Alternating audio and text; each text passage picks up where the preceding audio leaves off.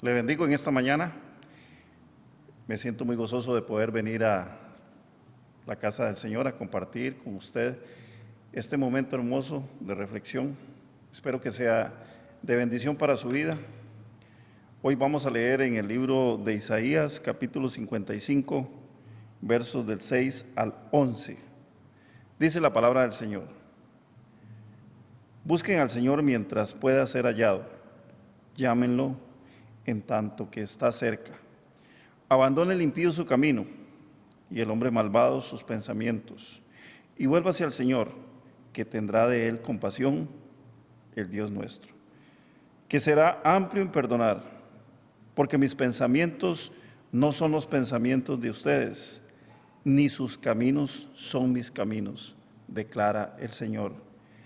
Porque como los cielos son más altos que la tierra, así mis caminos son más altos que sus caminos, y mis pensamientos más que sus pensamientos.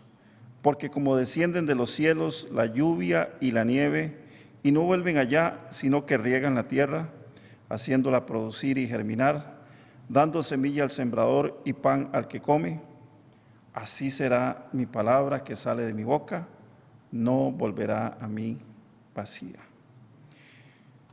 Durante las últimas reuniones hemos estado hablando acerca de la importancia de congregarse, de la importancia de compartir la palabra, algo que de por sí es una sugerencia, un mandato, llamémoslo así, en el Nuevo Testamento, que nos dice que nosotros no debemos dejar de congregarnos como algunos tienen por costumbre. Hay gente que dice: no, yo no necesito congregarme, yo tengo una relación personal con Dios.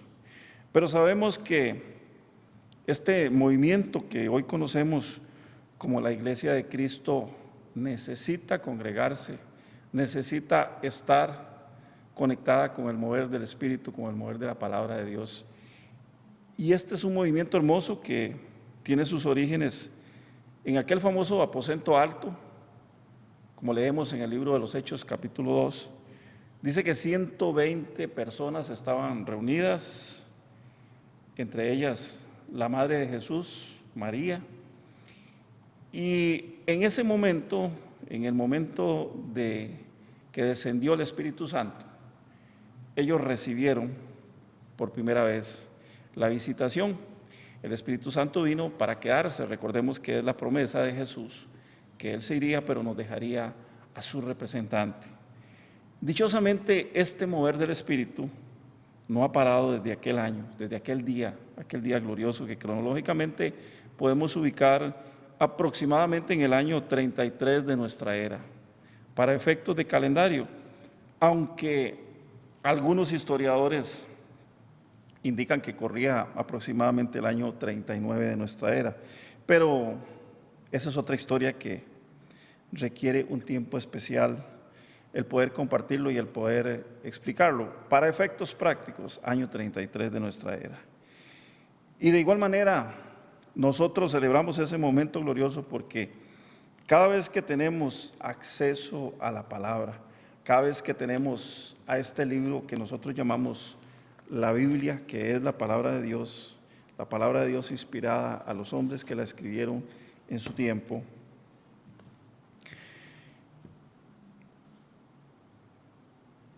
somos apercibidos, cada vez que tenemos acceso somos apercibidos acerca de nuestras formas incorrectas de pensar, de nuestras formas incorrectas de actuar. Todo ser humano que haya recibido el Espíritu Santo no va a tener tranquilidad cuando quiera volver sobre sus pasos, sobre su hombre anterior, a hacer las cosas que sabe que estaban mal hechas. Esa es la labor del Espíritu Santo, porque sabemos que el Espíritu Santo es el representante de Cristo en la tierra. El profeta Isaías, profeta cuya existencia ubicamos en el siglo 8 antes de Cristo, aproximadamente entre los años 765 a 695 antes de Cristo, fue inspirado por Dios para hacernos un llamado hermoso que el día de hoy estamos compartiendo con ustedes. Y hoy más que nunca este llamado es digno de ser analizado. Por esa razón es que quiero repasar cada uno de los versos que acabamos de leer en este pasaje, para que meditemos en este día hermoso. Yo sé que la palabra de Dios en este día va a calar de manera especial en cada uno de nosotros. Volvemos al verso 6 que dice: busque al Señor, o busquen ustedes al Señor, busquemos nosotros al Señor. La palabra siempre hay que leerla para uno, hay que aplicarla para uno. Siempre que nosotros, los que acostumbramos compartir la palabra, compartimos algún mensaje, predicamos, tenemos que entender esto. Nosotros somos los primeros que recibimos ese mensaje. Dice el verso 6: busquen al Señor mientras pueda ser hallado, llámenlo en tanto está cerca. Y creo que en estos momentos, aunque sí es bueno, importante que tengamos un llamado de atención, pero no es para crear algún tipo de histeria colectiva o algo que se parezca, pero haciendo un breve repaso de los tiempos que el Señor predijo en su palabra, nos dicen claramente que el momento cercano de la venida de Cristo ocurrirá, el momento cercano que ya nosotros lo vemos venir, denominado el rapto o el arrebatamiento de la iglesia, donde el Señor vendrá, Jesucristo vendrá, y desde las nubes, entiéndase del cielo como nosotros lo conocemos, sonará la trompeta, y todos aquellos que le pertenecen, óigalo bien, todos aquellos que le pertenecen a Jesús. ¿Por qué decimos que todos aquellos que le pertenecen a Jesús? Porque le pertenecen a Jesús solamente aquellos que lo han recibido como su Señor y Salvador. Todas esas personas que le pertenecen a Cristo se irán con Él. Y le cito unos pasajes para que usted ahí en su tiempo devocional, en su casa, en su momento libre, en su momento de estudio de la palabra de Dios, pueda revisarlos. Hablan acerca de la venida de Jesús. Mateo capítulo 24, verso 44. Lucas capítulo 17, verso 20. Segunda de Pedro capítulo 3, verso 10. Primera de Corintios capítulo 15, versos 51 al 52. Y finalmente, la descripción de cómo será el evento, usted la encuentra en la primera carta a los Tesalonicenses, capítulo 4, versos 13 al 17. Recordemos que en este momento tenemos al alcance la presencia del Señor. Tenemos el Espíritu Santo en la tierra. Y cuando venga Cristo por su iglesia, esto es algo importante que tenemos que entender. Cuando venga Cristo por su iglesia, esa hermosa presencia del Señor ya no va a estar, ya no va a estar con nosotros. Jesús dijo: vendré y los tomaré de mí mismo. O sea, Él se va a llevar con Él a aquellos que tengan el Espíritu Santo, y con Él también se irá el Espíritu Santo. Por eso es que la presencia de Dios, una vez que haya ocurrido el rapto o el arrebatamiento de la iglesia, ya no va a estar en la tierra. Ya no vamos a poder recibir, si nos quedamos alguno de nosotros. Yo espero que ninguno de nosotros nos quedemos. Yo no me quedo, como dice una canción ahí hermosa, yo no me quedo, me voy con Cristo. Yo espero no estar aquí sobre la tierra, porque tengo mi mirada puesta en el cielo, tengo mi mirada puesta en las cosas del Señor, y espero un día estar en la presencia del Señor. Y si ese momento, ese arrebatamiento ocurre, yo espero irme con Cristo. Creo firmemente que eso va a suceder así. Por eso es que tenemos que estar preparados en nuestro corazón, tenemos que tener nuestro corazón dispuesto para que cuando Cristo venga oigamos ese llamado. Algo muy importante, y es que cuando el Señor descienda del cielo, dice que nos llamará con trompeta, con voz de arcángel. ¿Y quiénes lo van a escuchar? ¿Quiénes van a escuchar esta trompeta? No va a ser un acontecimiento donde todo el mundo se va a quedar viendo para el cielo, viendo el rapto. No, solamente aquellos que están preparados para la venida de Cristo. Por eso es que es muy importante, importantísimo que estudiemos estos acontecimientos. Ahí le dejo las citas para que en su momento usted pueda estudiarlas.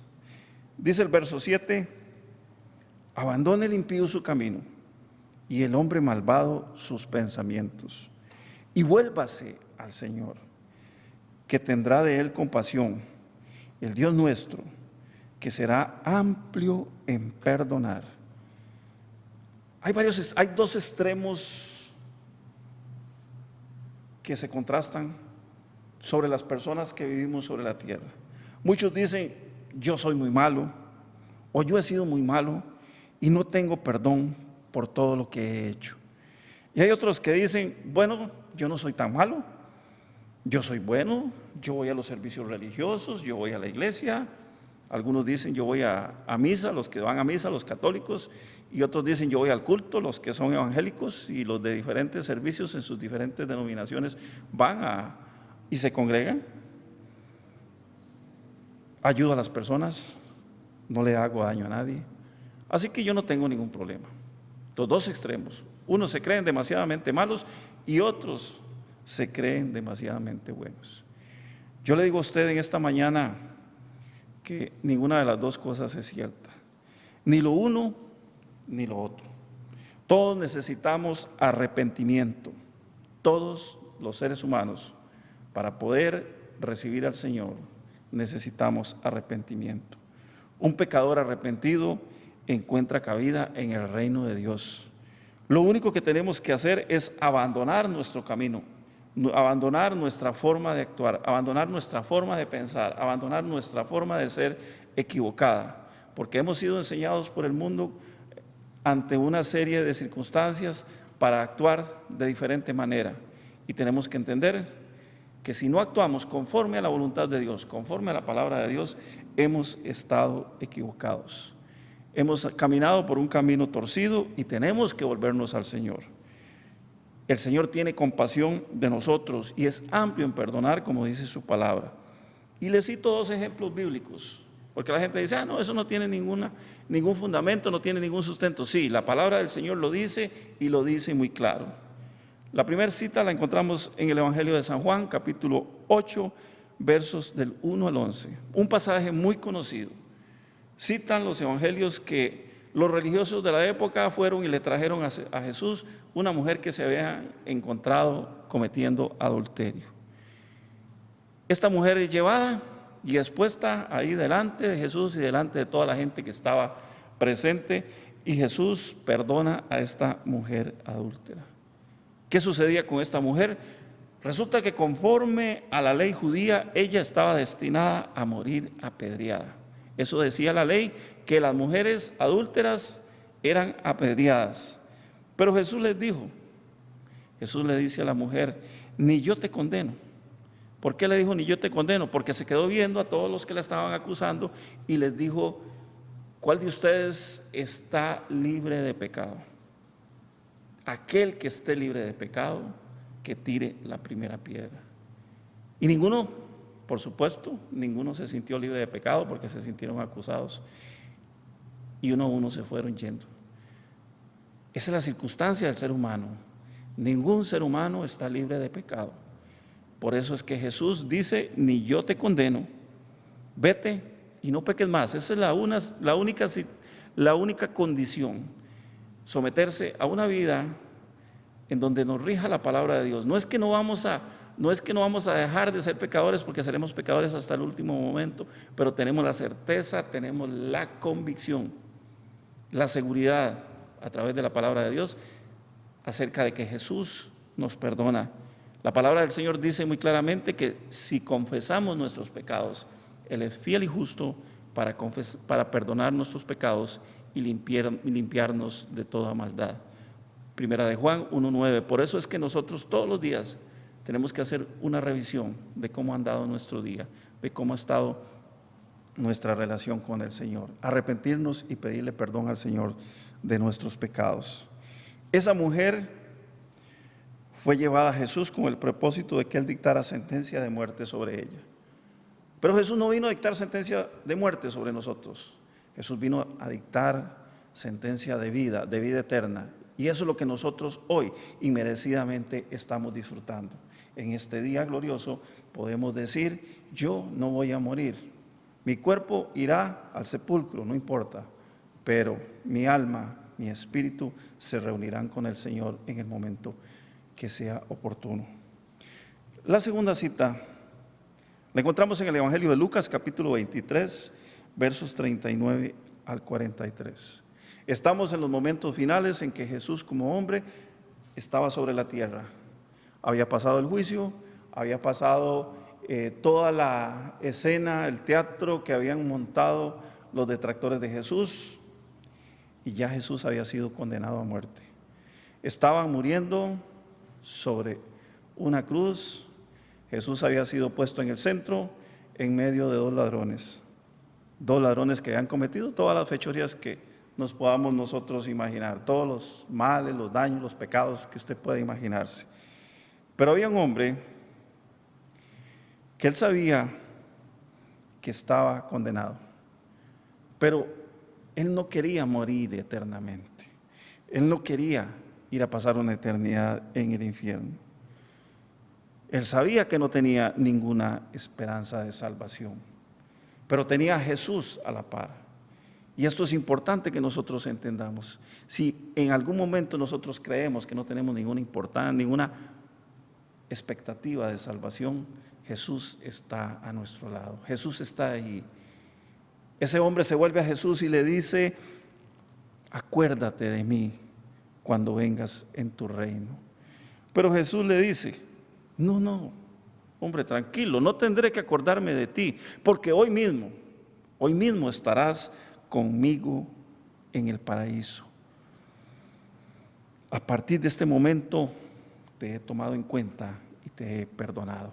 El perdón de Dios es inmediato. El perdón de Dios ocurre en el momento en que nosotros nos volvemos a Él. Por eso Jesús le dice: de cierto que te digo, que hoy mismo estarás conmigo en el paraíso. Versos 8 y 9 dicen: porque mis pensamientos no son los pensamientos de ustedes, ni mis caminos son mis caminos, declara el Señor. Porque como los cielos son más altos que la tierra, así mis caminos son más altos que sus caminos, y mis pensamientos más que sus pensamientos. Jesús dijo, Evangelio de San Juan, capítulo 14, verso 6, yo soy el camino y la verdad y la vida. Nadie viene al Padre sino por mí. Y esta forma explícita de cómo Dios a través de Jesús se revela a sí mismo es muy importante que nosotros la podamos entender. Camino, verdad y vida, plenitud total de lo que el hombre desea y lo que el hombre necesita en su tránsito por la tierra. Camino, verdad y vida. Necesitamos conocer el camino correcto para no equivocarnos en nuestro diario, día a día. No sé si a usted le pasa, pero a mí me pasa muy a menudo. Nos equivocamos constantemente. Por eso es que necesitamos saber cuál es el camino correcto. Necesitamos conocer a Jesús. Necesitamos saber la verdad para no extraviarnos ante las falsas doctrinas. Necesitamos estar atentos a la voz del Señor. Hay doctrinas falsas en todas partes, hay historias falsas en todas partes, hay gente vendiéndole a usted un evangelio diferente al evangelio que predicó Jesucristo. Hay un evangelio diferente en la calle que no es el evangelio de Jesucristo. Por eso el apóstol Pablo dice: cualquiera que predique un evangelio diferente sea anatema, sea maldición, sea maldito, porque la palabra de Dios es una y no la podemos torcer. Por eso el mismo Jesús nos habla de que su palabra es verdad. La palabra de Dios es verdad. Y cuando nosotros conocemos esa verdad, vamos a ser libres de todo tipo de esclavitud. Por eso en San Juan, capítulo 8, versos 31 al 38, Jesús dijo: y conoceréis la verdad, y la verdad os hará libres. Solamente a través del conocimiento de la palabra de Dios podemos nosotros adquirir esa libertad gloriosa, ese amor tremendo con que Dios nos exhorta cada día y nos enseña a caminar por el camino correcto. Finalmente necesitamos tener a Cristo en nuestro corazón para tener la vida eterna. La única manera de poder tener la vida eterna es a través de Jesucristo. La palabra del Señor es muy clara y dice, porque no hay otro mediador entre Dios y los hombres que no sea Jesucristo. Jesucristo es el único mediador entre Dios y los hombres, es el único que a usted y a mí nos pueden dar vida eterna. Por esa razón el profeta Isaías aborda este tema de los pensamientos y los caminos del Señor, porque él estaba profetizando que vendría alguien directamente del cielo, cuando dice que mis caminos no son vuestros caminos, ni mis pensamientos vuestros pensamientos. Todo viene de arriba, todo viene del cielo. Jesús vino del cielo, vino a la tierra, rompiendo toda lógica y todo esquema conocido, para revelarnos la verdad de Dios, su Padre, la verdad de Dios, nuestro Padre. Jesucristo, el Hijo de Dios, vino del cielo para revelarnos esa verdad. Finalmente, versos 10 y 11 dicen, porque como descienden de los cielos la lluvia y la nieve, y no vuelven allá, sino que riegan la tierra, haciéndola producir y germinar, dando semilla al sembrador y pan al que come, así será mi palabra que sale de mi boca, no volverá a mí vacía. Amigo que me escucha, hermano que me escucha, hermana que me escucha, cualquier ser humano, por mucho conocimiento científico que tenga, se queda corto para poder comprender el poder de Dios sobre la tierra. Por mucho que la ciencia trate de explicar los procesos, nos vamos a quedar cortos para poder explicar el poder de Dios obrando en la naturaleza, en todo lo que nosotros conocemos. Ese ciclo productivo que nosotros hemos visto y que tenemos a través del agua que riega la tierra y que la hace producir con abundancia, sigue hasta nuestros días siendo un misterio. Y le voy a decir por qué. Porque por mucha ciencia que le agreguemos, siempre vamos a encontrar una parte que no tiene explicación. Y es que una razón muy sencilla. Pregúntese esto: ¿cómo es posible que para que haya vida tenga que haber muerte primero? Jesús le dijo a Nicodemo, de cierto te digo, que es necesario nacer del agua y del Espíritu. Necesitamos, y para poder nacer, tenemos que morir primero. Porque la semilla es mojada por el agua que cae de la tierra. Todos conocemos ese proceso. Usted siembra una semilla, esa semilla se planta en la tierra, viene la lluvia, moja la semilla, pero esa semilla no sigue siendo semilla. Esa semilla se convierte en una planta que va a producir fruto. Para producir fruto, esa semilla que cayó en la tierra tiene que morir. Y ese acto de morir es el que va a producir vida para que esa planta luego dé los frutos. Por esa razón es que Dios compara su palabra con la semilla que cae de la tierra y está pronta a producir. La palabra de Dios es semilla que cae en cada uno de nosotros y está pronta a producir. Ese esfuerzo del agua que cae de la tierra y la tierra que abriga la semilla produce su fruto, así es la palabra de Dios. Una vez que ha sido plantada en nuestro corazón, en su corazón, no va a volver vacía, porque va a comenzar a producir su fruto. Todo lo que nosotros hemos aprendido y conocido acerca del Señor no se ha perdido. Yo sé que alguna persona de las que me está escuchando por algún tiempo gustó de la palabra de Dios, por algún tiempo estuvo en la iglesia, por algún tiempo buscaba la palabra de Dios. Pero si usted me escucha hoy y ha estado separado, ha estado alejado de la palabra de Dios, quiero decirte esto: nada de lo que aprendiste, nada de lo que escuchaste se ha perdido. Esa palabra, esa semilla está en tu corazón. Es el momento de retomar ese camino. Recuerda que nosotros somos tierra, porque en algún momento de nuestra existencia, o al final más bien de nuestra existencia, vamos a volver a la tierra. Pero hay una palabra que ha sido sembrada en cada uno de nuestros corazones. Hay una palabra que fue plantada en cada uno de nuestros corazones, esa palabra no va a quedar sin fruto. Eso somos usted y yo, una semilla plantada en nuestro corazón que un día va a producir un fruto. Por eso es el momento de volvernos al Señor, es el momento de volver a retomar ese camino.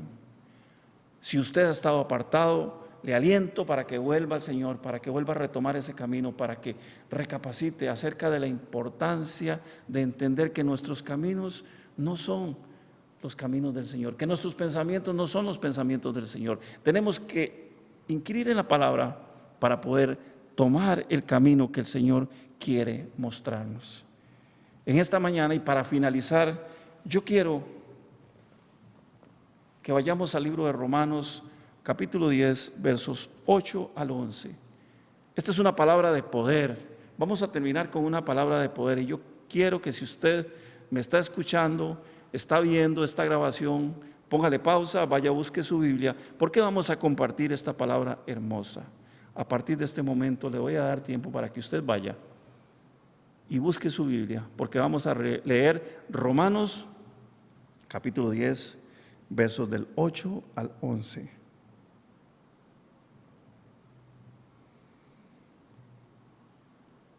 Mas, ¿qué dice? Cerca de ti está la palabra, en tu boca y en tu corazón. Esta es la palabra de fe que predicamos. Escúchame atentamente.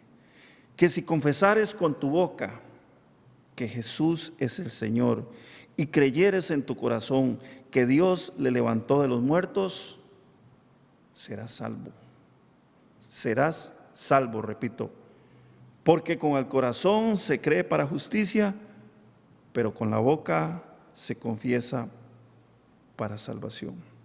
Pues la Escritura dice, todo aquel que en Él creyere, todo aquel que creyere en Jesucristo, no será avergonzado. Así que yo te invito en esta mañana para que recibas a Jesucristo como tu suficiente Señor y Salvador, para que te acerques a Él. Él, en su infinita misericordia, te perdona. Él, en su infinita misericordia, te recibe como su suficiente Salvador. Te voy a invitar a que hagamos esta oración, para que ahí donde estás, inclina tu rostro y dile: Señor Jesús, reconozco que tú eres el Hijo de Dios, que tú viniste a la tierra para convertirte en un hombre, para pasar lo que todos los hombres pasamos en la tierra, con excepción de que tú nunca cometiste pecado, porque tú viniste a vencer el pecado. Señor Jesús, en este momento reconozco que soy un pecador y te pido perdón por todos mis pecados. Te pido por favor que escribas mi nombre en el libro de la vida. Señor Jesús, gracias por ese sacrificio hermoso, perfecto, que tú hiciste en la cruz del Calvario. Gracias por venir a padecer algo que tú no tenías que padecer y por regalarme en esta mañana la salvación. Tu palabra dice, todo aquel que en tú crees no será avergonzado. Y de aquí en adelante, yo prometo no avergonzarme de ti y proclamar a la gente en la calle, ir al mundo a decir que he recibido la salvación, porque tú me la regalaste. Santo es tu nombre, Señor. Muchas gracias. Si usted hizo esta oración, yo le animo a que siga adelante. Y si no la ha hecho y vio este video, le animo a que lo vuelva a ver y la haga, porque solamente en Jesús podemos encontrar salvación. Que Dios le bendiga, que tenga una hermosa semana y que pronto nos podamos reunir, pronto podamos estar en nuestras congregaciones, en nuestros auditorios, declarando que Jesús es el Señor de nuestras vidas. Un abrazo a la distancia.